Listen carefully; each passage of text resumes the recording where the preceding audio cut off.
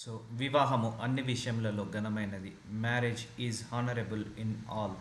So marriage చేసుకోవడానికి దేవుడు first ఆదాంని పుట్టించి తర్వాత ఆదాం నుండి హవ్వాను తీసుకొచ్చాడు. అంటే పురుషుడు పుట్టిన తర్వాత స్త్రీని తీసుకొచ్చాడు పురుషుడిలో నుంచి.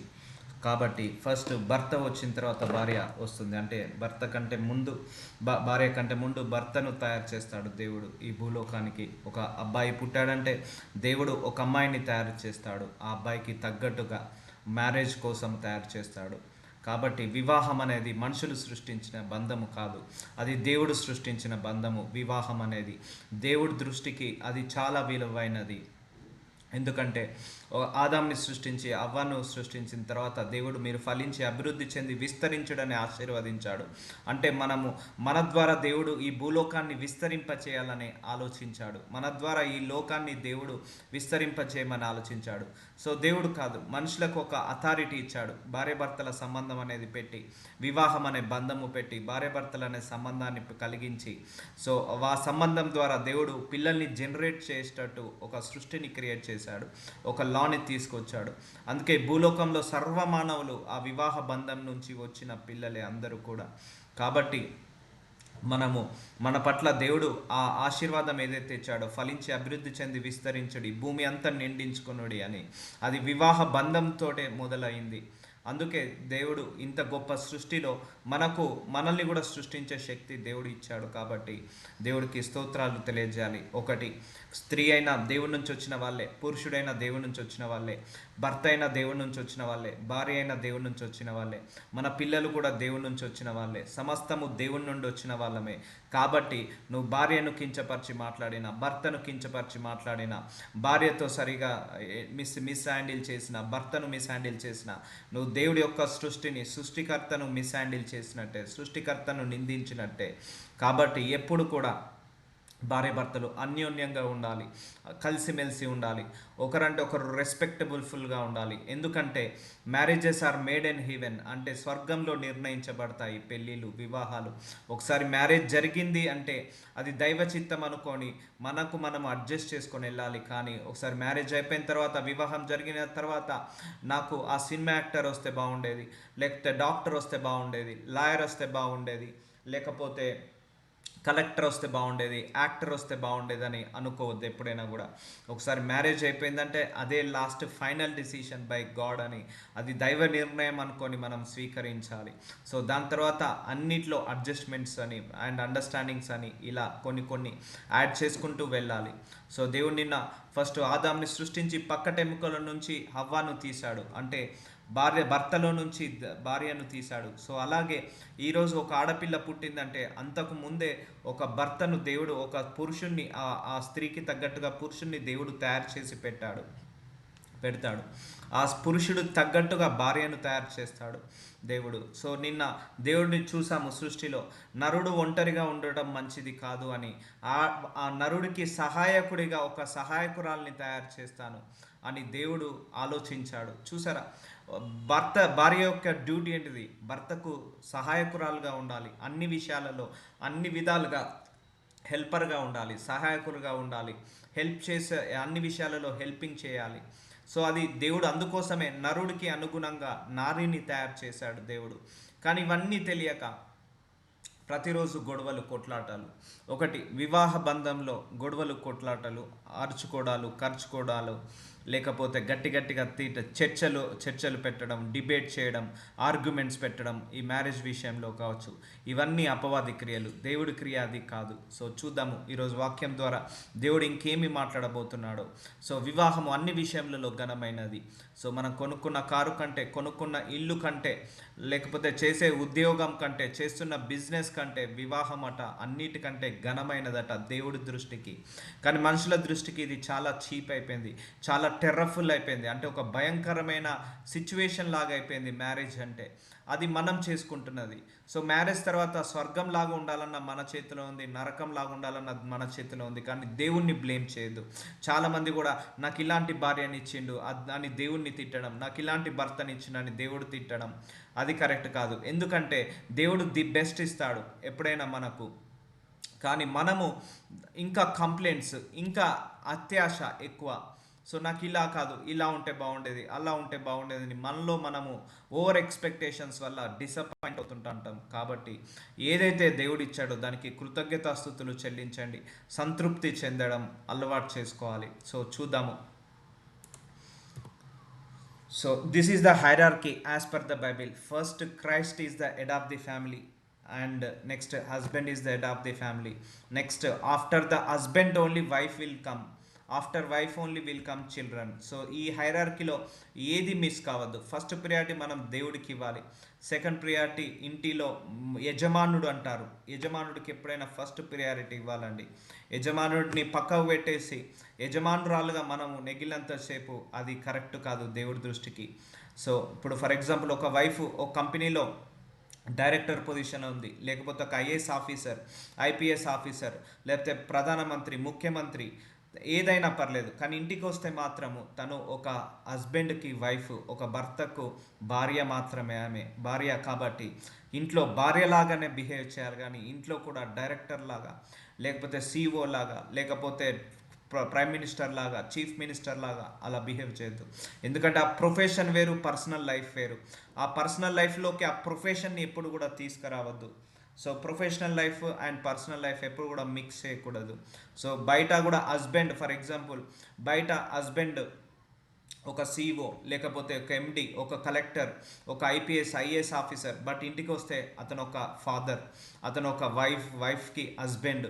సో అలాగే బిహేవ్ చేయాలి. కానీ చాలామంది కూడా నేను గెస్టెడ్ ఆఫీసర్ కదా అని ఇంట్లో కూడా గెస్టెడ్ ఆఫీసర్ లాగా ఫీల్ అవుతారు. సో అది కరెక్ట్ కాదు. పిల్లలకు తగ్గట్టుగా ఫాదర్ అంటే ఫాదర్ లాగా బిహేవ్ చేయాలి, వైఫ్ అంటే వైఫ్ లాగా బిహేవ్ చేయాలి, హస్బెండ్ అంటే హస్బెండ్ లాగా బిహేవ్ చేయాలి. కానీ బయటికి వెళ్తే నువ్వు ఎంత పెద్ద గెస్టర్ ఆఫీసర్ అయినా ఇంటికి వస్తే మాత్రం ఆ ఫ్యామిలీ ఎథిక్స్ ఉండాలి. సో ఇంట్లో కూడా నేను గెస్టర్ ఆఫీసర్ని, ఇంట్లో కూడా నేను కలెక్టర్ని, ఇంట్లో కూడా నేను డిగ్నిటీ, అలా కాదు. సో నువ్వు ఎంత కలెక్టర్ అయినా, ఎంత ఐఏఎస్ ఆఫీసర్ అయినా ఒక భర్తకు భార్య కాబట్టి నువ్వు వండి పెట్టాల్సింది నీ భర్తకు రుచికరమైన భోజనం, నీ పిల్లలకు చెప్పించుకోవాల్సిన పాఠాలు చెప్పడం, పిల్లలకు వండి పెట్టడం, ఇవన్నీ కూడా దేవుడి చిత్తమే ఇవన్నీ కూడా. So that is the hierarchy. So husband యొక్క డ్యూటీస్ ప్రొటెక్ట్ ఫ్యామిలీని ప్రొటెక్ట్ చేస్తాడు, ఎలాంటి బాధలు రాకుండా, లేకపోతే ఎలాంటి సెక్యూరిటీ లాగా. సో అందుకే ఇంటికి మొగదిక్కు ఉండాలంటారు. ఇంటికి మొగదిక్కు ఉన్నప్పుడు ఎవరు నోరు తెరవరు, ఎవరు దగ్గరికి రారు. So lead the family, husband lead చేయాలి ఫ్యామిలీని అండ్ ప్రొవైడ్ చేయాలి ఫ్యామిలీకి ఏమేమి కంఫర్ట్ కావాలో. సో వైఫ్ ఏమో భర్తకి ఏం కావాలి, పిల్లలకి ఏం కావాలో అవన్నీ చూసుకోవాలి. సో ఎవరు రెస్పాన్సిబిలిటీ వాళ్ళు చేస్తే ఏ గొడవలు ఉండయి, ఏ కొట్లాటలు ఉండయి. కానీ వైఫ్ ప్లేస్లో హస్బెండ్ ప్లేస్లో వైఫ్, దేవుడి ప్లేస్లో మనము, మన ప్లేస్లో దేవుడు.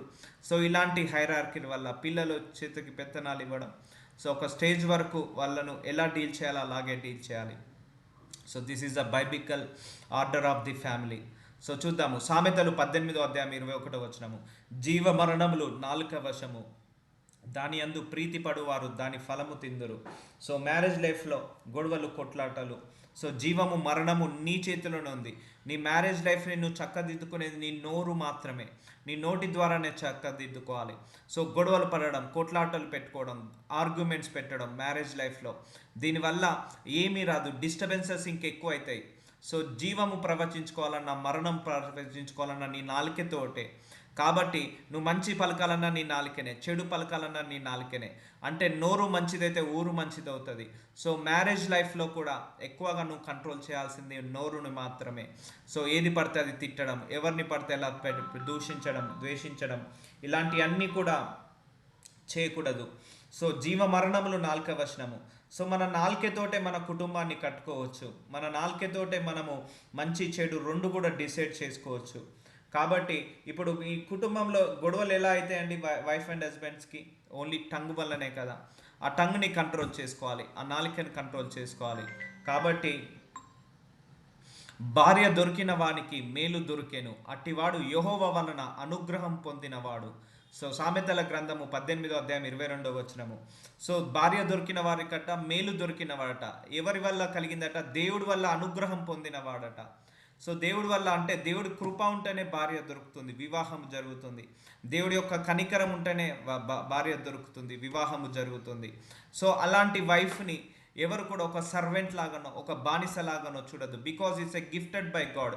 వైఫ్కి ఒక హస్బెండ్ గిఫ్టెడ్ బై గాడ్, హస్బెండ్కి వైఫ్ ఒక గిఫ్టెడ్ బై గాడ్. సో ఇద్దరు కూడా దేవుడి నుంచి వచ్చిన వాళ్ళే. దేవుడి చేత నిర్ణయించబడ్డ వివాహము అది ఎప్పుడైనా కూడా. సో అందుకే ఒకసారి మ్యారేజ్ ఏంటంటే ఇక నెవర్ లుక్ ఎట్ బ్యాక్, వెనుకకు తిరిగి చూడొద్దు. నాకు ఆ పెళ్లి కొడుకు అయితే ఇంకా బాగుండేది, ఆ పెళ్లి కూతురు అయితే ఇలా బాగుండేది, అలాంటి ఎన్ని కూడా చూడొద్దు. భార్య దొరికిన వానికట మేలు దొరికిందట.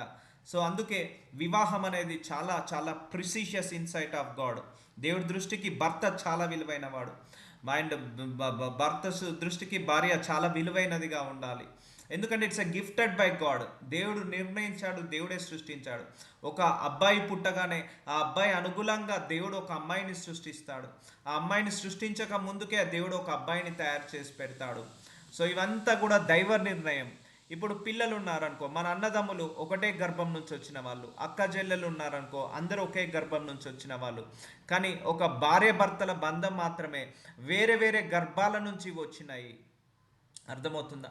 ఇప్పుడు మనకే అన్నదమ్ములు ఉన్నారు, అక్క చెల్లెలు ఉన్నారు, వాళ్ళందరూ కూడా ఒక గర్భం నుంచి వచ్చిన వాళ్ళే. తల్లిదండ్రులు ఒకటే ఒకటే ఫిజికల్ బాడీ నుంచి వచ్చిన వాళ్ళు. సో తల్లిదండ్రులు ఫిజికల్ బాడీ నుంచి మనము పిల్లలు వస్తారు.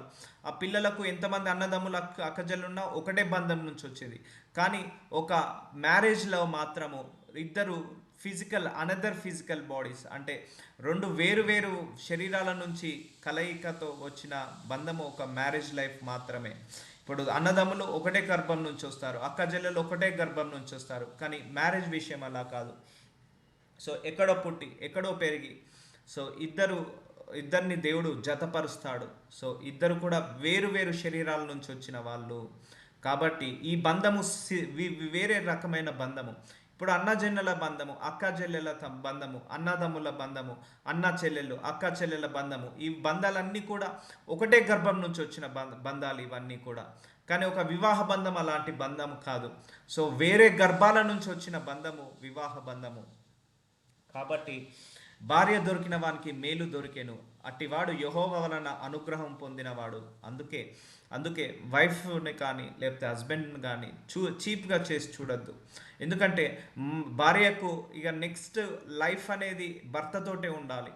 సో భర్తకు నెక్స్ట్ లైఫ్ అంతా భార్యతోటే ఉండాలి. ఆ బంధంని దేవుడు కనెక్ట్ చేస్తాడు. ఒకటి చెప్తాను, ఒక ఆడపిల్ల ఉంది, తన తండ్రి అల్లారు ముద్దుగా పెంచుతాడు, మంచి ప్రేమతో చూసుకుంటాడు, సెక్యూరిటీగా ఉంటాడు, కావాల్సిన సప్లై చేస్తుంటాడు, కావాల్సిన ఫుడ్ కానీ కావాల్సిన అకామిడేషన్ కానీ ఒక సహాయకురాలుగా ఉండి ఆ కూతురికి ఏది కావాలో చూసుకుంటాడు.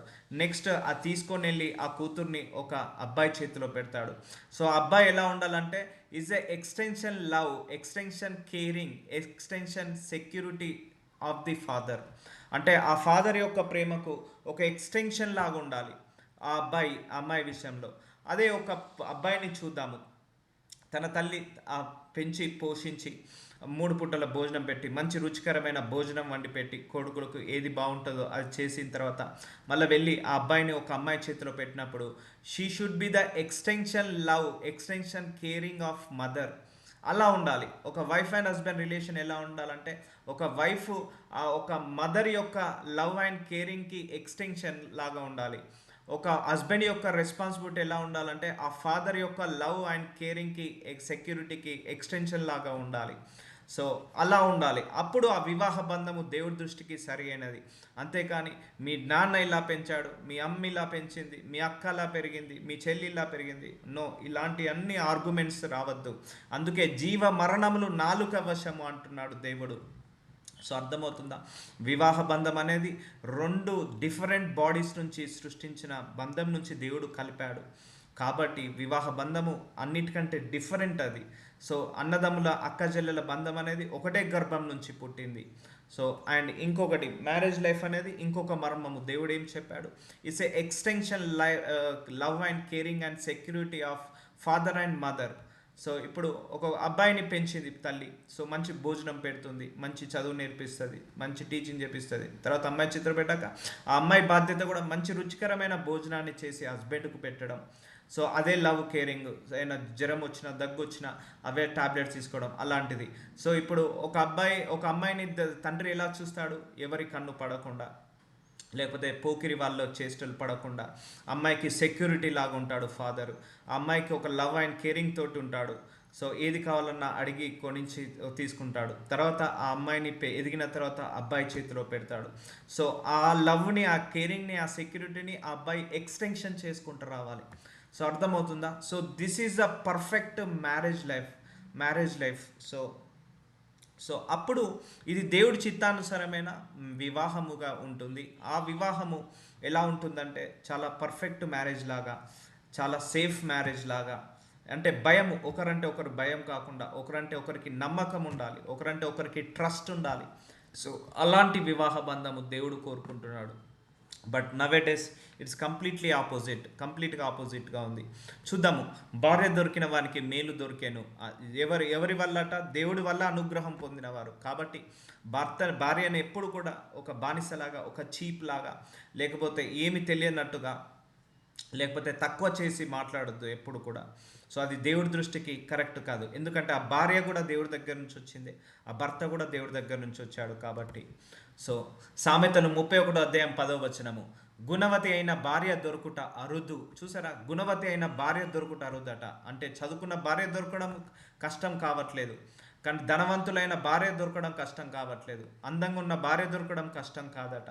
కానీ గుణవతి అయిన భార్య దొరుకుట అరుదు అట, చాలా కష్టమట. గుణవతి అయిన భార్య దొరకడం చాలా అరుదట. సో అందుకే ఇంటిని చూసి ఇల్లాల్ని చూడమంటారు. ఆ ఇల్లు చూసే చక్కదనాన్ని బట్టి, ఆ పిల్లను పెంచే విధానాన్ని బట్టి, ఆ ఇంటిని చూసి ఆ ఇల్లాలకి పేరు వస్తుంది. కాబట్టి గుణవతి అయిన భార్య దొరుకుట అరుదు, అట్టిది ముత్యము కంటే అమూల్యమైనది.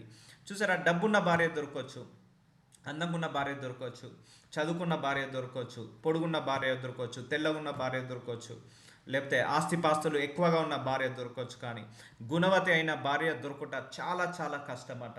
సో అలాంటి భార్య దొరికినప్పుడు, సో ఎలాంటి ధనమున్నా లేకపోయినా పర్లేదు. ఇప్పుడు ధనం తెచ్చింది భార్య, సో అంటే మంచి కట్నం తీసుకొచ్చు రావచ్చు, లేకపోతే అందంగా ఉండొచ్చు, కానీ గుణం లేదు, అది వేస్ట్. అందుకే గుణము ధనము కంటే గొప్పది ఎప్పుడైనా కూడా. సో భార్యలో చూడాల్సింది గుణము. సో ఆ గుణము మనలో కూడా బిల్డప్ చేసుకోవాలి ప్రతి ఒక్కరు కూడా. సో గుణవతి అయిన భార్య దొరుకుటారదు అంటే దేవుడి దృష్టికి ధనవంతురాలు కంటే, ఐశ్వర్యవంతురాలు కంటే, అందగత్తె కంటే గుణవతి అయిన భార్య చాలా చాలా ఇష్టం అని అంటున్నాడు దేవుడు. దొరుకుటారదు, అట్టిది ముత్యము కంటే అమూల్యమైనది. అంటే 100 కోట్ల ఆస్తి ఇచ్చి తెల్లారు లేస్తే గయ్యాలితనం ఉన్నదనుకోండి, అది వేస్ట్. మంచి అందంగా ఉంది కానీ గయ్యాలితనంగా ఉంది, అది కూడా వృధానే. సో అందం లేదు, లేకపోతే డబ్బు లేదు, ఆస్తి లేదు, చదువు లేదు, కానీ గుణం ఉంది. అలాంటి అమ్మాయి బంగారము, వెండి, నగల కంటే శ్రేష్టమైనది, ముత్యము కంటే అమూల్యమైనదట. ఆమె పెనిమిటి ఆమె అందు నమ్మిక ఉంచును.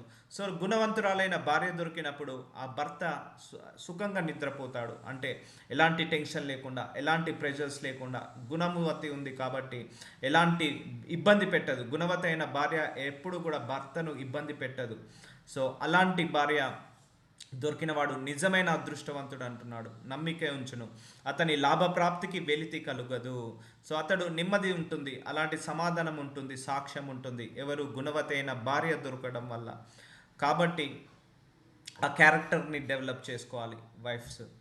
సామెతలు 31:12 ఆమె తాను బ్రతుకు దినములన్నీయు అతనికి మేలు చేయను గాని కీడేమీ చేయదు. చూసారా, గుణవతైన భార్య భర్త మంచిని కోరుకుంటుంది. అంటే కష్టాల్లో కూడా ఆ భార్య తోడుగా ఉంటుంది, నష్టాల్లో కూడా తోడుగా ఉంటుంది, బాధల్లో కూడా తోడుగా ఉంటుంది, అనారోగ్య సమస్యల్లో కూడా తోడుగా ఉంటుంది, ఆర్థిక సమస్యల్లో కూడా తోడుగా ఉంటుంది. ఆమె బ్రతుకు దినములన్నీ, ఆమె బ్రతికినంత కాలము అతనికి మేలు, అంటే భర్తకు మేలే చేస్తుంది కానీ కీడు చేయదట గుణవతిగానే భార్య. ఇప్పుడు ధనం తెచ్చినంత మాత్రాన గుణం ఉండదు, చదువున్నంత మాత్రాన గుణం ఉండదు, అలాగే అందం ఉన్నంత మాత్రాన గుణం ఉండదు. సో ఎవరి భార్య, ఏ భార్యలోనైనా ఏ భర్తలోనైనా ధనము కంటే, ఆస్తి కంటే, హైట్ కంటే, వెయిట్ కంటే, పర్సు కంటే, శాలరీ కంటే, ప్రాపర్టీస్ కంటే గుణము చూడాలి. గుణము అన్నింటికంటే ముఖ్యమైనది, ధనము కంటే గొప్పది గుణము అని అంటారు. అందుకే బ్రతుకు దినములన్నీ ఆ హస్బెండ్కి మేలు జరుగుతుందట, కీడేమీ చేయదు. సో ఇలాంటి వాళ్ళు దొరకడం గొప్ప అదృష్టము అని అంటున్నాడు దేవుడు. సో యోహాను సువార్త 10:12 నేను నిన్ను ప్రేమించిన ప్రకారము మీరొకరినొకడు ప్రేమించవలననేటే నా ఆజ్ఞ. సో మ్యారేజ్ లైఫ్లో లవ్ని యాడ్ చేయమంటున్నాడు. ఎంతసేపు గొడవలు కొట్లాటలు కాదు, ప్రేమతో కట్టుకోండి, ప్రేమతో పిల్లల్ని పెంచండి. సో ప్రేమతో కలిసి ఉండండి. ఆస్తి సంపాదిస్తేనే హస్బెండ్ కాదు. సో అందంగా ఉంటేనే వైఫ్ కాదు, లేకపోతే కట్నం తెస్తేనే వైఫ్ కాదు. సో అది కాదు ముఖ్యమైనది. సో ఒకరి మధ్య ఒకరు గుడ్ రిలేషన్ ఉండాలి. హ్యాపీ వెల్తీగా ఉండాలంటే ప్రేమ అనేది ఉండాలి వైఫ్ అండ్ హస్బెండ్ మధ్యలో. సో నేను మిమ్మల్ని ప్రేమిస్తున్నాను, ఇటు పురుషుణ్ణి ప్రేమిస్తున్నాను, స్త్రీని ప్రేమిస్తున్నాను, భార్యను ప్రేమిస్తున్నాను, భర్తను ప్రేమిస్తున్నాను. నేను మిమ్మల్ని ఎలాగైతే ప్రేమిస్తున్నానో అలాగే మిమ్మల్ని మీరు ప్రేమించుకోండి. సో మనం అంటున్నాం ఐ లవ్ యూ జీసస్ అంటున్నాం, కానీ నీ భర్తను ద్వేషిస్తున్నావు. నువ్వు దేవుణ్ణి ప్రేమించినట్టు కాదు. నువ్వు అంటున్నావు ఐ లవ్ యూ జీసస్ అని, నీ భార్యను ద్వేషిస్తున్నావు, హింసిస్తున్నావు, కొడుతున్నావు. సో నువ్వు దేవుణ్ణి ప్రేమించినట్టు కాదు, దేవుణ్ణి ద్వేషించినట్టు. అదే అంటాడు దేవుడు, నీ కంటి ముందు కనపడుతున్న నీ భార్యను నీ భర్తను ప్రేమించినప్పుడు కంటికి కనపడని దేవుణ్ణి నువ్వు ఎలా ప్రేమిస్తావంటాడు దేవుడు. సో నువ్వు ఎప్పుడైతే నీ భార్యను నీ భర్తను ఇష్టపడతావో, ప్రేమిస్తావో, నువ్వు దేవుణ్ణి ఇష్టపడ్డట్టు ప్రేమిస్తున్నట్టు. సో భర్తతోటి గొడవ పడుతున్నావు, డైలీ 1-2 గంటలు 3 గంటలు ప్రార్థన చేస్తున్నావు, అది వ్యర్థము. కంటికి కనపడే భర్తతోటే నువ్వు సరిగా ఉండకపోతే కంటికి కనపడని దేవుడితో నువ్వు ఎలా సరిగా ఉంటావు? కంటికి కనపడే నీ భార్యను భర్తను ఇష్టపడట్లేదు, ద్వేషిస్తున్నావు, ప్రేమించట్లేదు. అలాగే కంటికి కనపడని దేవుణ్ణి నువ్వు ఎలా ప్రేమిస్తావు? ఆయనను కూడా ద్వేషించినట్టే. సో నేను మిమ్మల్ని ఎలాగైతే ప్రేమిస్తున్నానో మీరు ఒకరికొకరు ప్రేమించుటే ఉండండి అని అంటున్నారు. సో హ్యావ్ హెల్దీ రిలేషన్ ఉండాలి వైఫ్ అండ్ హస్బెండ్ మధ్య. సో ఎంతసేపు గొడవలు, కొట్లాటలు, మిస్అండర్స్టాండింగ్స్, వాళ్ళు చెప్తే వినడం, చెప్పుడు మాటలు విని భార్యను కొట్టడము, చెప్పుడు మాటలు విని భర్తను అనుమానించడము. సో ఇవన్నీ కూడా చేయకూడదు. So wife and husband is the separate. అక్కడ నుంచి దేవుడు ఏం చేస్తున్నాడు? ఒక సపరేట్గా జనరేషన్స్ని సృష్టిస్తున్నాడు, ఫలించి అభివృద్ధి చెంది భూలోకాన్ని విస్తరింపేలాగా చేస్తున్నాడు ఆ భార్యాభర్తల సంబంధం నుంచి. సో అంత ఇంపార్టెన్స్ ఇస్తున్నాడు దేవుడు. కానీ ఈ జనరేషన్లో every marriage life disaster, 90% disasters. ఏ మ్యారేజ్ లైఫ్లో ఎవరిని అడిగినా కూడా సుఖం లేదు, సంతోషం లేదు, పెళ్లి చేసుకున్నాక నాకు అది లేదు, ఇది లేదు. ఓవర్ ఎక్స్పెక్టేషన్స్ ఎక్కువ అయిపోయాయి అందరిలో కూడా. సో భర్త ఉండాల్సిన ప్లేస్లో భార్య ఉంటుంది, భార్య ఉండాల్సిన ప్లేస్లో భర్త ఉంటుంది, పిల్లలు ఉండాల్సిన ప్లేస్లో దేవుడు ఉంటున్నాడు, దేవుడు ఉండాల్సిన ప్లేస్లో పిల్లలు ఉంటున్నారు. సో ఆ హైరార్కీ మిస్ కావద్దు. పిల్లలు, భార్య ఖచ్చితంగా భర్తకు ఇవ్వాల్సిన రెస్పెక్ట్ భర్తకి ఇవ్వాలి. సో నేను చాలా సందర్భాల్లో చూశాను, ఈ చాలామంది ఆ లేడీస్, అమ్మాయిలు చాలామంది కూడా పిల్లల్ని గ్రిప్లో పెట్టుకొని భర్తకు అగ్నెస్ట్గా మాట్లాడిపించడం, భార్య భర్తల గొడవైతే ఆ పగను పిల్లల ద్వారా తీర్చుకోవడం, లేకపోతే పిల్లల ద్వారా పిల్లల్ని కొట్టించిన వాళ్ళు ఉన్నారు భర్తలను, అలాంటి వాళ్ళని కూడా చూశాను.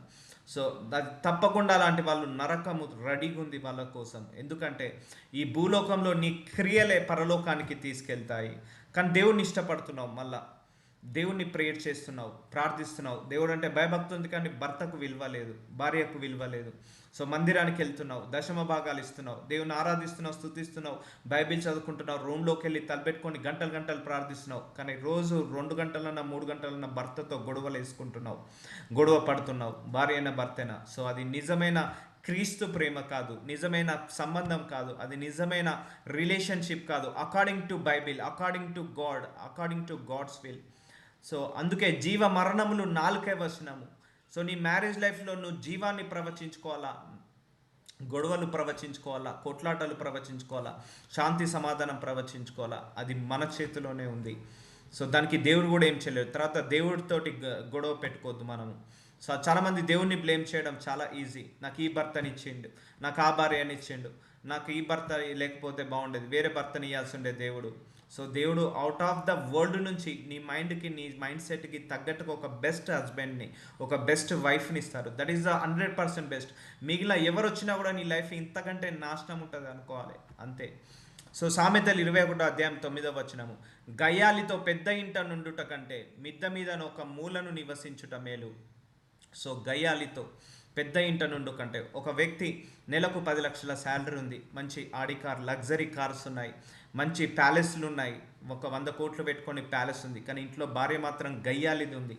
సో అలాంటి గయ్యాలి దానితో అంత పెద్ద ఇంట్లుండి 10 లక్షల శాలరీ పెట్టుకొని ఒక మంచి లగ్జరీ కార్ పెట్టుకొని అక్కడ ఉండుకంటే మిద్ద మీద, అంటే ఒక అటుకు మీద ఒక మూలను నివసించుట మేలు, అది ఇంకా సుఖం అంటుంది. సో ఎంత సంపాదించినా, భర్త ఎంత సంపాదించినా, ఆస్తిపాతులు ఎంత కూడబెట్టినా, ఇంట్లో భార్య సరిగా లేకపోతే, భార్య ద్వారా ప్రశాంతత లేకపోతే అవన్నీ వ్యర్థమే. సంపాదించిన సంపాదన వ్యర్థము, కూడబెట్టిన ఆస్తి వ్యర్థము, కొన్న బంగారము వ్యర్థము, కట్టుకున్న గృహము వ్యర్థము, అన్ని వ్యర్థమే. ఒక భార్య ఇంట్లో సరిగా నెమ్మదంగా సమాధానంగా శాంతంగా లేకపోతే అన్నీ కూడా వేస్ట్. దానికంటే ఒక చిన్న రూమ్లో, ఒక స్టోర్ రూమ్లో మూలకు పడుకోవడం మేలు అంటున్నాడు దేవుడు. ఎందుకంటే సుఖం ఉండదు, గయాలి తనంతో ఉన్న భార్య ద్వారా సుఖం ఉండదు. ఎంతసేపు నాకు డబ్బు సంపాదించి పెట్టలేదు, ఎంతసేపు నాకు బంగారం కొనియలేదు, నన్ను సుఖపెట్టకుండా నువ్వు ఎందుకు పెళ్లి చేసుకున్నావు, ఇలాంటి మాటలు అనడం గయాలితనము. నన్ను నన్ను డబ్బు కొనిపించకుండా, లేకపోతే నాకు కావాల్సిన బంగారం కొనియకుండా, నాకు కావాల్సిన పట్టు చీరలు కొనియకుండా నువ్వెందుకు పెళ్లి చేసుకున్నావు. సో అలాంటి దానితో ఉండడం కంటే ఒక మెద్దన మీద మూలను నివసించుట మేలు. అందుకే గయ్యాలితనం ఉండకూడదు. సో అది దేవుడి దృష్టికి కరెక్ట్ కాదు. So husband is the head of the family, not wife is the head of the family. So husband మీదకి డబ్బు సంపాదించట్లేదని, లేకపోతే హస్బెండ్ నల్లగా ఉన్నాడని, పొట్టిగా ఉన్నాడని, లేకపోతే సరిగా లేడని హస్బెండ్ మీద ఎప్పుడు కూడా రుబార్ చేయకూడదు. అంటే గట్టిగా గొంతెత్తి అరవకూడదు. ఎందుకంటే you are shouting at God. ఎప్పుడైతే హస్బెండ్కి విలువ ఇవ్వవో దేవుడికి విలువ ఇవ్వన్నట్టు. సో దేవుడి తర్వాత నెక్స్ట్ ప్రియారిటీ హస్బెండ్కే వెళ్తుంది. కాబట్టి after the God husband is the head of the family. కాబట్టి గయ్యాలితనంగా ఎప్పుడు కూడా భర్తతో బిహేవియర్ చేయకూడదు. సో దానివల్ల చాలా చాలా చాలా గొడవలు, కొట్లాటలు, డైవర్స్ దాకా వెళ్ళిపోవడం, విడిపోవడం, ఇవన్నీ కూడా జరుగుతుంటాయి. లేదు విడిపోకపోయినా 20-30 సంవత్సరాలు పెళ్ళైనా కూడా ఆ 30 సంవత్సరాలు అదే బాధ, అదే అడిగింది అడిగి నువ్వేం సంపాదించినావు, నువ్వేం సుఖపెట్టినావు, భర్తను ఇలా హింసిస్తూ గయాలితనంగా ఉంటే ఆ మ్యారేజ్ లైఫ్ డిజాస్టర్ అవుతుంటుంది. ఆ మ్యారేజ్ లైఫ్లో భర్తకు సుఖం ఉండదు, భార్యకు సుఖం ఉండదు. ఆ ఇద్దరిని చూసి పిల్లలకు సంతోషం ఉండదు. పిల్లలు కూడా నేను ఇంట్లో అనవసరంగా పుట్టాను, ఈ ఇంట్లో పుట్టకుండా అన్న ఇంటెన్షన్లోకి వాళ్ళు వెళ్తారు. సో వాళ్ళ లైఫ్ కూడా డిస్టర్బ్ అవుతుంటాయి. భార్య వల్ల భర్త, భర్త వల్ల భార్య, ఇద్దరు డిస్టర్బ్ అవుతుంటారు. సో గయాలితనం ఉండకూడదు. సో ఒకరి మధ్య ఒకరు మెచ్యూరిటీ లెవెల్ ఉండాలి, అండర్స్టాండింగ్ లెవెల్ ఉండాలి.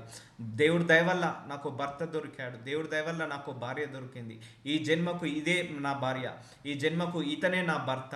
సో ఇది తప్పించిగా నాకు వేరే లోకం లేదన్నట్టుగా ప్రవర్తించి ముందుకు ఆ మ్యారేజ్ లైఫ్ని ముందుకు తీసుకెళ్ళాలి. సో చూద్దాం. గయ్యాలితో పెద్ద ఇంట నుండు కంటే మెద్ద మీద ఒక మూలను నివసించుట మేలు. సామెతలు 25వ అధ్యాయం 23వ వచనము. ఉత్తరపు గాలివాన పుట్టించును, కొండెగాని నాలుక కోపదృష్టిని కలిగించును. సో ఉత్తరపు నుంచి గాలివాన సృష్టిస్తుందట. కొండెగాని నాలిక అంటే మ్యారేజ్ లైఫ్లో చెప్పుడు మాటలు వినకూడదు. సో భర్త మీద లేనప్పుడు వేరే వాళ్ళు, ఇంటి పక్క వాళ్ళు వచ్చి నీ భర్త గురించి మాట్లాడితే ఎంకరేజ్ చేయొద్దు. చాలామంది ఎంకరేజ్ చేస్తారు. ఇంటి ముందటి వాళ్ళు, ఇంటి ఎదురు వాళ్ళు భర్త గురించి మాట్లాడతారు. ఆఫీస్కి వెళ్తే భార్య గురించి మాట్లాడుతుంటారు. అవన్నీ కొండెగాని నాలిక. సో అలాంటి వాటి మాటలు మన భర్త గురించి కానీ మన భార్య గురించి కానీ ఎప్పుడు కూడా థర్డ్ పర్సన్ మాట్లాడే అంత కెపాసిటీ ఇవ్వద్దు, అంత లీనియన్స్ ఇవ్వకూడదు. భార్యాభర్తల మధ్య 100 గొడవలు ఉండొచ్చు, అదే వాళ్ళ మధ్యలోనే సాల్వ్ అయిపోవాలి. ఈరోజు కలిసి ఉంటారు, రేపు మళ్ళీ గొడవ పెట్టుకుంటారు, మళ్ళీ కలిసి ఉంటారు. సో అలా ఉండిపోతుంటుంది. కానీ అలా ఇంకొకరి మాటలు విని నీ భర్త చెప్తే నువ్వు ఎందుకు వింటున్నావు, నీ భర్త అలా చేస్తున్నాడు కదా నువ్వు ఇలా చేయి, నీ భార్య అలా చేస్తుంది కదా నువ్వు ఇలా చేయి, నీ భార్యని హింసించు, కొట్టు అని అలా ఒకరు. సో ఇంకొకటి, నీ భర్త గురించి వేరే పర్సన్ దగ్గర నెగిటివ్గా మాట్లాడద్దు, నీ భార్య గురించి నీ వేరే పర్సన్ దగ్గర నెగిటివ్గా మాట్లాడద్దు. చాలామందికి ఇది ఒక ప్యాషన్ అయిపోయింది. ఫ్రెండ్స్ దగ్గర ఒక నలుగురు మగవాళ్ళు కలిసారనుకో, వాళ్ళ భార్యల గురించి చెడుగా మాట్లాడడం.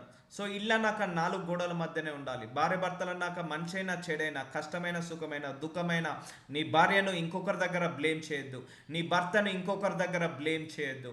సో కొండగాని నాలిక కోపదృష్టి కలిగించును.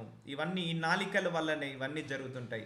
సో ఏదన్నా ఉంటే కూర్చొని మాట్లాడుకొని భార్య భర్తలు అడ్జస్ట్మెంట్ చేసుకోవాలి. కానీ ఆఫీస్కి వెళ్ళాక కొలీగ్స్ తోటి నీ భర్త గురించి చెడుగా మాట్లాడితే నీకే విలువ తక్కువ. ఆఫీస్కి వెళ్ళాక కొలీగ్స్ తోటి నీ భార్య గురించి చెడుగా మాట్లాడితే నీకే విలువ తక్కువ. మనం లేచిన తర్వాత అగో వాళ్ళ భార్య అలాంటిదట, వాళ్ళ భర్త అలాంటోడట అని వాళ్ళు ఇంకా నలుగురు కాస్త 40 మందికి పబ్లిసిటీ చేస్తారు. దానివల్ల పరువు పోయేది మనదే. సో అందుకే భార్య భర్తల సంబంధము 4 గోడల మధ్యనే ఉండాలి. మంచైనా చెడైనా కూడా వాళ్ళు చూసుకోవాలి, సర్దుకోవాలి. కోపం వచ్చినప్పుడు ఒకరు తిట్టినప్పుడు ఒకరు డౌన్ కావాలి, ఇంకొకరు కోపం వచ్చినప్పుడు ఇంకొకరు డౌన్ కావాలి, అడ్జస్ట్ అయిపోవాలి. ఏ రోజుది ఆ రోజు వదిలేసుకోవాలి. నిన్న ఏదో గొడవ జరిగింది మళ్ళీ ఈ రోజు అదే గొడవ పెట్టడం. కొంతమంది అయితే 20 సంవత్సరాల క్రితం జరిగిన గొడవ కూడా మళ్ళీ తీసుకురావడం జరుగుతుంది. లేకపోతే 20 సంవత్సరాల నుంచి ఒకటే ఒకటే ప్రతిరోజు ఒకటే టాపిక్ మీద కొట్టుకున్న భార్య భర్తలు ఉన్నారు. సో ఆఫీస్ నుంచి ఇంటికి రాగానే ఆ 20 సంవత్సరాల క్రితం జరిగిన ఇన్సిడెంట్, మీ అమ్మ ఇట్లా అన్నది, మీ నాన్న ఇట్లా అన్నాడు, మీ తమ్ముడు ఇలా అన్నాడు, మీ అక్క ఇలా అన్నది. సో ఇదే ఇన్సిడెంట్ తీసుకొని గయాలితనంగా భార్యలు చేయడం చూశాను. సో ఇవన్నీ కూడా డిజాస్టర్ మనం చేసుకుంటున్నాం. మళ్ళీ ఎండ్ ఆఫ్ ది డే ఎవరిని బ్లేమ్ చేస్తున్నాం? దేవుడిని బ్లేమ్ చేస్తున్నాం. నాకు ఈ దేవుడు ఈ భార్యని ఇచ్చాడు, నాకు ఈ దేవుడు ఈ భర్తని ఇచ్చాడని మళ్ళీ ఎండ్ ఆఫ్ ది డే దేవుడిని అంటున్నాం. దేవుడు మంచిదే ఇచ్చాడు, శ్రేష్టమైన ఫలాన్ని ఇచ్చాడు. సో శ్రేష్టమైన మంచి వ్యక్తినే ఇచ్చాడు, భార్యగాను భర్తగాను. కానీ మనము నెట్టుకోలేక, మనకు మెచ్యూరిటీ లేక వాళ్ళ మాటలు వీళ్ళ మాటలు విని నాశనం చేసుకుంటున్నాం. సో గయాలితో పెద్ద ఇంట నుండు కంటే మిద్ద మీద ఒక మూలను నివసించుట మేలు. సో ఆఫీస్ నుంచి రాగానే భర్త 20 సంవత్సరాల క్రితం ఇది జరిగింది, మళ్ళీ గొడవ. మళ్ళీ రేపు ఆఫీస్ నుంచి రాగానే 20 సంవత్సరాల నుంచి ఇది జరిగింది, 30 సంవత్సరాల క్రితం ఇది జరిగింది, పెళ్ళప్పుడు ఇది జరిగింది, పెళ్ళైన తర్వాత ఇది జరిగింది, మళ్ళీ ఇది గొడవ అదే గొడవ. మళ్ళీ అదే 20-30 సంవత్సరాల క్యాసెట్ ఏ సైడు బి సైడు, ఏ సైడు బి సైడు, వేసిన క్యాసెట్ వేసి గయ్యాలితనం, వండి పెట్టక తిట్టుకుంటా వండడం, తిట్టుకుంటా పెట్టడం. So I have seen many families like that. So ఇక్కడ ఎవరు తప్పు చేస్తున్నారు? సో మన మైండ్ సెట్ తప్పు చేస్తుంది. దేవుడు ఎప్పుడు కూడా తప్పు చేయడండి. ఫస్ట్ భూలోకానికి ఒక అబ్బాయిని పంపిస్తాడు. ఆ అబ్బాయి గుణగుణాలు తగ్గట్టు ఒక అమ్మాయిని పంపిస్తాడు దేవుడు భూలోకానికి. వాళ్ళు ఏ దేశంలో పుట్టినా, ఏ రాష్ట్రంలో పుట్టినా, ఏ ఊర్లో పుట్టినా ఒక సమయం వస్తుంది, వివాహం అనే సమయంకి దేవుడు ఆ ఇద్దరిని ఒక దగ్గరికి వచ్చి జతపరుస్తాడు. ఇప్పుడు మనందరి వివాహాలు కూడా, వివాహం అయ్యే వరకు కూడా ఎవరు తెలియదు, వాళ్ళెవరో తెలియదు, మనం ఎవరో తెలియదు. కానీ ఒక టైం వచ్చినప్పుడు దేవుడు అందరినీ కలిపేశాడా లేదా? So that is the God decision final. మళ్ళీ నెవర్ లుక్ ఎట్ బ్యాక్. నాకు కలెక్టర్ వస్తే బాగుండేది, యాక్టర్ వస్తే బాగుండేది, డాక్టర్ వస్తే బాగుండేది, ఐఏఎస్ ఆఫీసర్ వస్తే బాగుండేది, అమెరికాలోడు లేకపోతే లండన్ వాడు వస్తే బాగుండేది, లేకపోతే అందమైన భార్య వస్తే బాగుండేది, సన్న ఉన్న భార్య వస్తే బాగుండేది, ఆస్తి ఉన్న భార్య వస్తే బాగుండేది. So don't think at all. అవన్నీ ఆలోచించద్దు. వన్స్ డన్ ద మ్యారేజ్ అంటే డన్, ఇక అంతే. ఆ జన్మకు ఆమెనే నీ భార్య, ఆ జన్మకు ఆయననే నీ భర్త, అంతే. దాంట్లో no arguments, no discussions, satisfy, తృప్తి పడాలి. సో గయాలితో పెద్ద ఇంట నుండి కంటే మెద్ద మీద ఒక మూలను నివసించుట మేలు. సో సామెతలు 27:17 ముసురు దినమున ఎడతెగక కారు నీళ్లను గయాలి అయిన భార్యను సమానము. సో ముసురు దినము, ఒక వర్షం వస్తుంది చూసారా, వర్షం వచ్చినప్పుడు ముసురుకుంటుంది, ఆకాశం అంతా చిమ్మ చీకటి అయిపోతుంది. అప్పుడు ఇక వర్షం ఎలా కురుస్తుంది? ఎడతెగక నాన్ స్టాప్గా కురుస్తుంది. మొత్తం ఊర్లు పట్టణాలు కొట్టుకపోవాలి, అంత ఘోరంగా కురుస్తుంది. ముసురు దినమున ఎడతెగక కారు నీళ్లను గయ్యాలైన భార్యయు సమానము. సో గయ్యాలైన భార్యతో ఎలా ఉంటుంది అలాగే ఉంటుంది, ఇక అన్ని కొట్టుకపోతుంది. ఇక ఇంట్లో వాయిల్ ఉండదు, వరుస ఉండదు, చిన్నోడని ఉండదు, పెద్దోడని ఉండదు. ఈవెన్ వైఫ్లు భర్తలను బూతులు తిట్టడం నేను చూశాను, భర్తల మీద ఎగబడి కొట్టడం చూశాను, తిట్టడం చూశాను. So that is not at all right. ముసురు దినమున అంటే కారు చీకటి వచ్చి భారీ వర్షం, కుండపోత వర్షం వచ్చే ముందు ఎలాగైతే ఉంటుందో గయాలైన భార్య అలాగే ఉంటుంది, సమానం అని అంటున్నాడు. సో 1 పేతురు 3:7 అటువలనే పురుషులారా, జీవమును కృపావరములలో మీ భార్యలు మీతో పాలి అయి ఉన్నారని ఎరిగి. సో భార్య భర్తలు, సో పురుషులారా, దేవుడు పురుషులకు వార్నింగ్ ఇస్తున్నాడు ఇక్కడ. జీవమును కృపావరంలో మీ భార్యలు మీతో పాలివారి ఉన్నారు ఎరిగి. సో భార్యను ఎందుకు తయారు చేశాడు దేవుడు? భర్త ఒక్కడే అన్ని చేసుకోలేడు కాబట్టి భర్తకు సపోర్ట్గా భార్యను తీసుకొస్తాడు. సో అన్ని విషయాలలో భార్య సపోర్ట్ కాబట్టి ఆ భార్యను చునుకనగా చేయొద్దు, ఆ భార్యను బానిసలాగా చూడొద్దు, ఆ భార్యను తక్కువ చేసి ఇతరుల దగ్గర మాట్లాడద్దు. భార్యను ఎలా చూసుకోవాలి? భర్త ప్రొటెక్ట్ చేయాలి, సెక్యూర్గా ఇవ్వాలి. అండ్ 10 మంది ఒక మాట అంటా కూడా పడకుండా ఆపివేయాలి. ఎందుకంటే ఒక తండ్రి స్థానంలో దేవుడు ఒక భర్తను నిలబెడతాడు. ఒక తల్లి స్థానంలో దేవుడు భార్యను నిలబెడతాడు. అందుకే after the marriage is the extension love and caring of mother and father. That is the roles and responsibilities of husband and wife. So that is the real intention of God. So ఎందుకంటే ఒక age వస్తుంది. ఒక age వచ్చిన తర్వాత తండ్రి వృద్ధుడవుతాడు, తల్లి వృద్ధులు అవుతారు. సో పిల్లల్ని చూసుకోలేరు. సో వీళ్ళకు బంధం అనేది పెట్టి దేవుడు ఏం చేశాడు, ఆ లైఫ్ని ఎక్స్టెన్షన్ చేశాడు, వాళ్ళ కేరింగ్ని, వాళ్ళ లవ్ని. అందుకే ఒక అమ్మాయి ఎంత తల్లి ఇలా చూసుకుంటుందో, ఆఫ్టర్ మ్యారేజ్ కూడా ఆ భార్య ఆ అబ్బాయిని అలా చూసుకోవాలి. ఒక అమ్మాయిని తండ్రి ఎలా జాగ్రత్తగా చూసుకుంటాడో, సెక్యూర్ చేస్తుంటాడో, ఎవరి కన్ను పడనీయకుండా మంచి జాగ్రత్తగా తీసుకొస్తాడో, అలాగే ఒక భర్త కూడా అలాగే సెక్యూర్ చేయాలి, అలా సేఫ్గా చూసుకోవాలి వైఫ్ని. సో అందుకే వైఫ్ అండ్ హస్బెండ్ అంటే extension of the mother and father, extension love and caring and security provisions of the mother and father. అది real definition of the wife and husband. అందుకే మీ భార్యలు మీతో పాలి అయి ఉన్నారని ఎరిగి, దేంట్లో పాలి ఉన్నారు? కష్టాల్లో వాళ్ళు తోడుంటారు, నష్టాల్లో తోడుంటారు, ఆపదలో తోడుంటారు, అనారోగ్య సమస్యలో తోడుంటారు, బాధల్లో, ఇరుకుల్లో, ఇబ్బందుల్లో, అన్ని విషయాలలో భర్తకు భార్య తోడుండాలి, భార్యకు భర్త తోడుండాలి.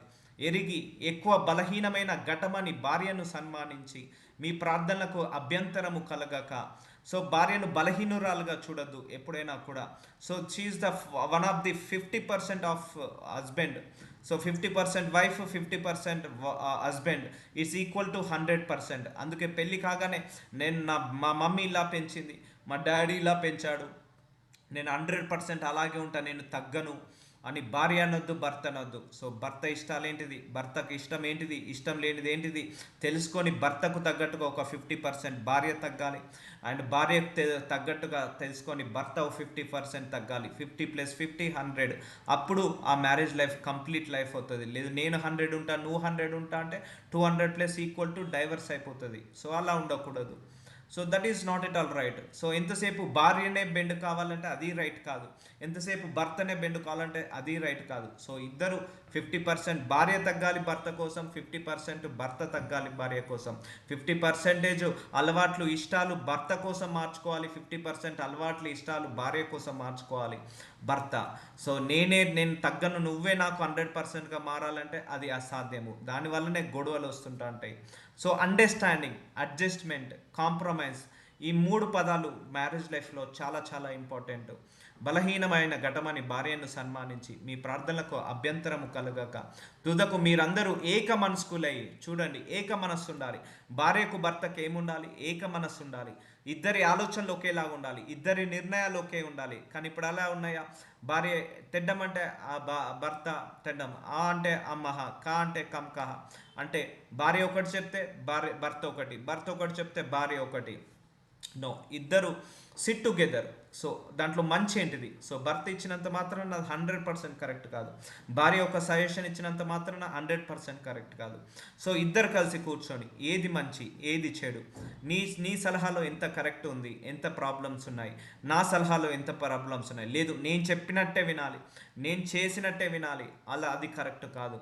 సో మీరందరూ ఏక మనస్కులై ఒకరి సుఖ దుఃఖములై అందు ఒకరు పాలుపడి. చూసారా, సుఖ దుఃఖము, చాలామంది సుఖాలు ఉన్నప్పుడే దగ్గర ఉంటారు, దుఃఖం వచ్చినప్పుడు దగ్గర ఉండరు.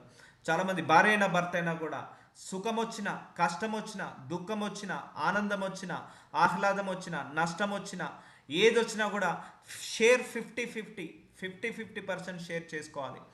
సుఖ దుఃఖం లేదు ఒకరు పాలుపడి. అంటే భర్త డబ్బు సంపాదించినప్పుడే చాలామంది ఉంటారు, కొంతమంది భార్య సంపాదించినప్పుడే ఉంటారు. అలా కాదు, what ever it may be. Marriage లైఫ్లో డబ్బు అనేది ఎప్పుడు తీసుకురాకూడదు. మ్యారేజ్ లైఫ్లో వాళ్ళ ఫాదర్ని వీళ్ళ ఫాదర్ని ఎప్పుడు తీసుకురాకూడదు. మ్యారేజ్ లైఫ్లో వాళ్ళ అక్క చెల్లెల్ని వీళ్ళ అక్క చెల్లెల్ని ఎప్పుడు తీసుకురావద్దు.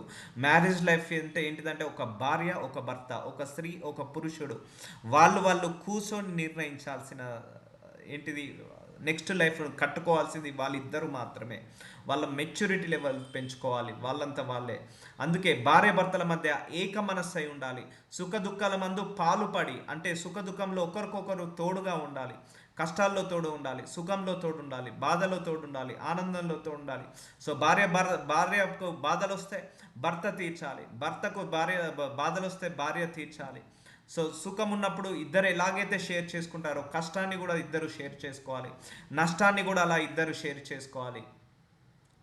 సహోదర ప్రేమ గలవారును కరుణా చిత్తులను వినయ మనస్కులై ఉండుడి. సో కరుణా చిత్తులు అంటే హంబుల్గా ఉండండి, వినయ మనస్కు తగ్గించుకొని ఉండండి. భార్య భర్తల మధ్య తగ్గింపుగా ఉండాలి. వినయ మనస్కులు, ఒకరి మీద ఒకరు ప్రేమ, ఒకరి మీద ఒకరు ఇష్టము, ఒకరి మీద ఒకరు మర్యాద, ఒకరి మీద ఒకరికి అభిప్రాయము, మంచి అభిప్రాయము కలిగి ఉండాలి. వినయ మనస్కులు, హంబుల్ హార్టెడ్గా ఉండాలి. సో ఇవన్నీ కూడా ఇంపార్టెంట్. గర్వం ఉండకూడదు, మ్యారేజ్ లైఫ్లో గర్వం ఉండకూడదు భర్తకు కానీ భార్యకు కానీ. ఎందుకంటే దట్ ఈస్ ద 100% లైఫ్. అంటే సో పెళ్ళికి ముందు లైఫ్ ఒకలాగా ఉంటుంది, పెళ్లి తర్వాత ఒక లైఫ్ ఒకలాగా ఉంటుంది. ఎందుకంటే పెళ్ళికి ముందు ఉన్న రెస్పాన్సిబిలిటీస్ వేరు, పెళ్ళి అయిన తర్వాత రెస్పాన్సిబిలిటీస్ వేరు. చాలా రెస్పాన్సిబిలిటీస్ పెరుగుతాయి పెళ్ళి తర్వాత. ఆ రెస్పాన్సిబిలిటీస్ మనం హ్యాండిల్ చేయగలగాలి. అది ఎలా హ్యాండిల్ చేయగలుగుతారంటే ఇద్దరు కలిసి కూర్చొని ఒకసారి భర్త తప్పుగా ఆలోచించవచ్చు, మేబీ భార్య రైట్గా ఆలోచించవచ్చు, మేబీ భార్య రైట్గా ఆలోచించవచ్చు, తప్పుగా ఆలోచించవచ్చు, భర్త కరెక్ట్గా ఆలోచించవచ్చు. సో ఇద్దరు కూర్చొని డిసిషన్ తీసుకోవాలి ఏదైనా కూడా.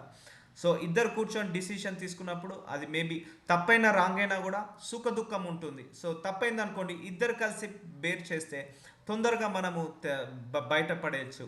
సో ఏదైనా రాంగ్ డిసిషన్ తీసుకున్నా కూడా ఇద్దరు కలిసి బేర్ చేస్తే, ఇద్దరు కలిసి సొల్యూషన్ వెతికితే తొందరగా బయటపడవచ్చు. సో ఇదంతా కూడా దేవుడి బోధనలు, నా బోధనలు కాదు, ఎవరి బోధనలు కాదు. సో ఈ భార్య భర్తలు ఏక మనస్కులై ఉండండి, సుఖ దుఃఖంలో ఒకరికొకరు పాలుపడి ఉండండి, తోడే ఉండండి, వినయ మనస్కులై ఉండండి, కరుణా చిత్తులై ఉండండి, మంచి ప్రేమ కలిగి ఉండండి అని అంటున్నాడు. సో 1 పేతురు 3:9 ఆశీర్వాదమునకు వారసులవుటకు మీరు పిలువబడితిరి. ఇప్పుడు భార్య భర్తలు గొడవలు పెట్టుకుంటున్నారు, ఇంట్లో గొడవలు, కొట్లాటలు, ఒకరి మీద ఒకరు గట్టిగా అరుచుకోవడం, గట్టిగా అరవడము, సో షౌటింగ్, ఆర్గ్యుమెంట్స్ చేయడం. పెళ్ళప్పుడు జరిగింది ఇలా, 20-30 సంవత్సరాల క్రితం జరిగిన పెళ్ళి ఇదే. కొంతమందిని చూశాను, భార్యలను కూడా పెళ్ళై 20 సంవత్సరాలు అవుతుంది, పిల్లలు పుడతారు, ఆయన నాకు ఇలాంటి మొగుడు వచ్చిండు, ఆయన నాకు ఇలాంటి భర్త వచ్చిండు అని ఇలా భార్య అనడం, లేకపోతే భర్త అనడం. సో పెళ్ళై 20 సంవత్సరాలు అయినా కూడా ఇంకా వాళ్ళు గతంలోనే ఉంటారు. సో వాళ్ళు ఎలా ఆశీర్వదించబడతారు? ఇంకా వాళ్ళు కొట్టుకోవడం, గొడవలు పడడం, తిట్టుకోవడం. సో దేవుడు ఇవన్నీ చూస్తాడు. ఇలాంటి ఫ్యామిలీని బ్లెస్ చేయలేడు. ఆయన ఆశీర్వదించే ముందు చాలా చూసి ఆశీర్వదిస్తాడు. ప్రేమ, శాంతి, సమాధానం కుటుంబంలో ఉందా లేదా, ఆ కుటుంబాన్ని అలా ఆశీర్వదిస్తాడు. సో ఆశీర్వాదానికి వారసులు అవుటకు మీరు పిలువబడితే కనుక కీడుకి ప్రతి కీడైనను, దూషణకు ప్రతి దూషణైనను చేయక దీవించుడి. భార్య భర్తలు ఇద్దరు శపించుకోవద్దు. నువ్వు నాశనం అయిపోతావు, నువ్వు అదైపోతావు, నువ్వు ఇది అయిపోతావు. భర్త భార్యను తిట్టడం, భార్య భర్తను శపించడం. సో భార్య భర్తను దీవించాలి, భర్త భార్యను దీవించాలి. సో కీడుకి ప్రతి కీడు. భర్త ఒక మాట అనడాన్ని భార్య 2 మాటలు అనడం, భార్య 2 అనడాన్ని భర్త 4 మాటలు అనడం, భర్త 4 అనడాన్ని భార్య 40 అనడం. సో కీడుకి కీడు, మాటకు మాట పెరగకూడదు. ఒకవేళ భర్తకు కోపంలో ఒక మాట అంటే భార్య సర్దుకొని వెళ్ళిపోవాలి. ఒకవేళ భార్యకు కోపం వచ్చి ఒక మాట అంటే భర్త సర్దుకొని వెళ్ళిపోవాలి. ఆ గడియను తప్పించి వేయాలి. ఆ కోపము, ఆ గొడవ అనే గడియను తప్పించి వేయాలి. దూషణకు ప్రతి దూషణ. సో అంటే పెళ్ళప్పుడు మీ నాన్న ఇలా చేశాడు, మీ నాన్న ఇలా చేశాడు, మీ అన్న ఇలా చేశాడు, మీ అన్న ఇలా చేశాడు, మీ అక్క ఇలా చేసింది, మీ అమ్మ ఇలా చేసింది, మీ నాన్న ఇలా చేశాడు, మీ అక్క ఇలా చేశాడు. సో దూషణకు ప్రతి దూషణ, ఇవి చేయకూడదు. కీడుకి ప్రతి కీడు, మాటకు మాట పెరగడం, మాటకు సమాధానం చెప్పడం, ఇవన్నీ చేయకూడదు. సో భార్య భర్తను దీవించాలి, భర్త భార్యను దీవించాలి, బ్లెస్ చేసుకోవాలి ఒకరికొకరు. సో ఆశీర్వాదానికి వారసులు అవటకు మీరు పిలువబడుతుంది. సో ఇలాంటి ఎందుకు ఇద్దరిని ఏకం చేశాడు దేవుడు? ఆశీర్వదించడానికి కదా. మంచి గర్భఫలం ఇవ్వాలని ఆశీర్వదిస్తాడు దేవుడు. ఇద్దరు వివాహం చేసుకున్న తర్వాత ఇద్దరు మంచి గృహాన్ని కొనుక్కోవాలని ఆశీర్వదిస్తాడు దేవుడు. మంచి పిల్లల్ని కలాలని ఆశీర్వదిస్తాడు. ఆ పిల్లల్ని మంచి ప్రయోజకులుగా చేయాలని ఆశీర్వదిస్తాడు. సో సంఘంలో మంచి పేరు వచ్చేలాగా దేవుడు ఆశీర్వదిస్తాడు. సో ఆశీర్వాదానికి వారసులు అవడానికి దేవుడు మనల్ని పిలుచుకున్నాడు. వివాహం కూడా ఒక ఆశీర్వాదమే. సో అలాంటి వివాహానికి మనశ్శాంతి లేకుండా మనం చేసుకుంటున్నాం. వస్తాయి, భార్య అన్నాక భర్త అన్నాక చిన్న డిస్టర్బెన్సెస్ వస్తాయి. ఆ చిన్నగానే ఉండాలి, దాన్ని పెద్దలాగా చేయకూడదు. అది ఇద్దరి మధ్యలోనే ఉండాలి. మళ్ళీ వాళ్ళ పేరెంట్స్ చెప్పి, వీళ్ళ పేరెంట్స్ చెప్పి దాన్ని పెద్ద సినిమా చేసి, నలుగురిలో పంచాయతీ పెట్టి, నలుగురిలో పెద్ద గొడవ పెట్టి, అదొక పెద్ద సినిమా లాగా చేసి, మళ్ళీ దాన్ని డిజాస్టర్ చేసి డైవర్స్ లాగా తీసుకొని మళ్ళీ ఇవంతా కూడా గొడవలు అవుతుంటా ఉంటాయి. కాబట్టి దేవుడు ఇలాంటి వాళ్ళను బ్లెస్ చేస్తా అంటున్నాడు. So will continue to lord Jesus నజరుడైన యేసయ్య, ఇదిగో తండ్రి, మ్యారేజ్ లైఫ్లో ఇంకా డీపర్ రెవల్యూషన్స్ మాకు ఇస్తున్నందుకు వందనాలు. ఇంకా లోతుగా మాకు బయలుపరుస్తున్నందుకు వందనాలు. లోతైన మర్మాలను మాకు బయలుపరుస్తున్నందుకు వందనాలు. ఇప్పటి వరకు మేము తెలుసో తెలియకో ఎన్నో తప్పులు పొరపాట్లు మ్యారేజ్ లైఫ్లో చేసి ఉండొచ్చు నాయన. వాటన్నిటి నుంచి మమ్మల్ని విడుదల కలిగించి ఈ రోజు నుంచి, ఈ క్షణం నుంచి మీ చిత్తానుసారంగా నా భార్యను కావచ్చు, మీ చిత్తానుసారంగా మా భర్తను కావచ్చు, మేము చూసుకునే శక్తిని, జ్ఞానాన్ని దయచేయమని, మీకు ఆశీర్వాదకరంగా మేము నిలబడాలని, మీరు తీసుకున్న ఈ నిర్ణయం మ్యారేజ్ విషయంలో మీరు సంపూర్తి చేయాలని యేసు నామంలో ప్రార్థిస్తున్నాము తండ్రి. ఆమేన్.